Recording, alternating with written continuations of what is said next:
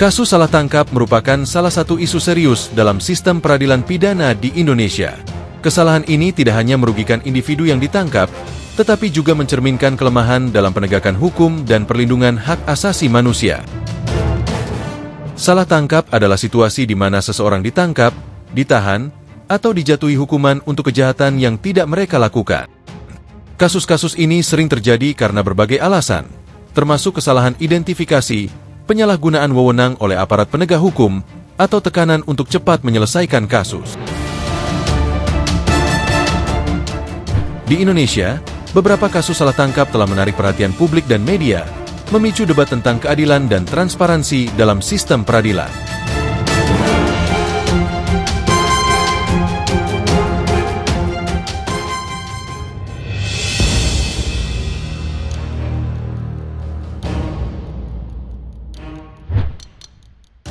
Salah satu penyebab utama salah tangkap adalah kesalahan identifikasi oleh saksi mata atau aparat penegak hukum. Keterbatasan teknologi forensik dan metode investigasi yang tidak memadai juga dapat memperburuk masalah ini. Tekanan dari masyarakat, media, atau atasan untuk cepat menyelesaikan kasus seringkali mendorong aparat penegak hukum untuk mengambil langkah-langkah terburu-buru yang dapat menyebabkan salah tangkap.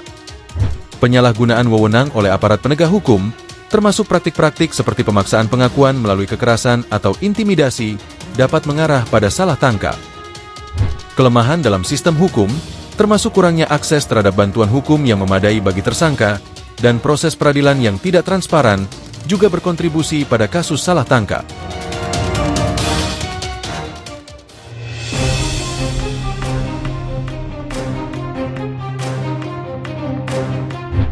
Orang yang menjadi korban salah tangkap mengalami berbagai kerugian pribadi, termasuk kehilangan kebebasan, reputasi, dan peluang ekonomi. Mereka juga seringkali mengalami trauma psikologis akibat perlakuan buruk selama penahanan. Kasus salah tangkap mengurangi kepercayaan publik terhadap sistem hukum dan penegakan hukum. Ini dapat mempengaruhi kerjasama masyarakat dengan aparat penegak hukum dan menurunkan legitimasi lembaga-lembaga peradilan. Salah tangkap menimbulkan biaya sosial dan ekonomi yang signifikan, termasuk biaya kompensasi bagi korban salah tangkap dan keluarganya, serta biaya proses hukum yang panjang dan mahal.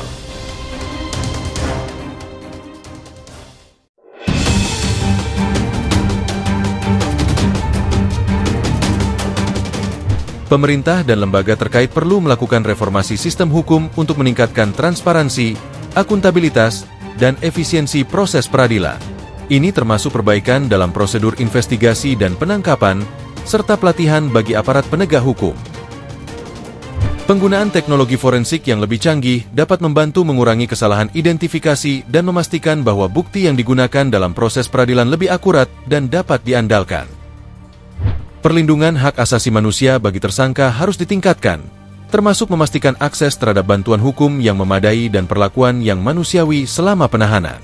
Organisasi HAM dan masyarakat sipil harus dilibatkan dalam pengawasan terhadap penegakan hukum. Pemerintah harus menyediakan mekanisme yang efektif untuk memberikan kompensasi kepada korban salah tangkap, termasuk kompensasi finansial dan rehabilitasi psikologis. Hal ini penting untuk memulihkan keadilan dan memperbaiki dampak negatif yang dialami oleh korban.